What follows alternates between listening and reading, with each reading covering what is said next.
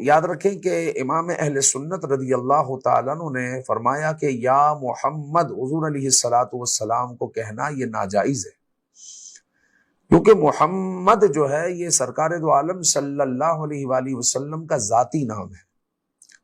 اور قرآن مجید میں ہے لا تجعلوا دعاء الرسول بینکم کدعاء بعضکم بعضا،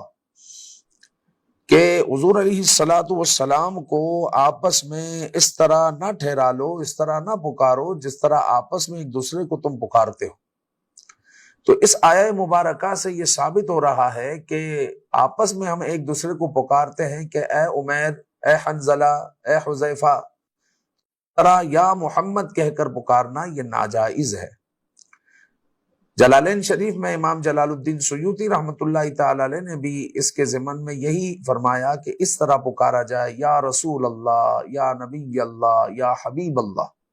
تو حضور علیہ الصلوۃ والسلام کو جو آپ کے صفاتی نام ہیں ان سے پکارا جائے، آپ کے ذاتی نام سے یعنی یا محمد نہ کہا جائے۔ اچھا یہ بھی یاد رکھیں کہ محمد حضور علیہ الصلوۃ والسلام کا ذاتی نام بھی ہے، صفاتی نام بھی ہے۔ تو اگر کوئی بطور صفاتی نام کے پکارتا ہے تو پھر اس کی گنجائش ہے، لیکن بطور ذات کے آقا کریم صلی اللہ علیہ وسلم کے نام کے ساتھ یا محمد کہنا ذاتی طور پر یہ درست نہیں ہے، اس سے اجتناب کرنا چاہیے۔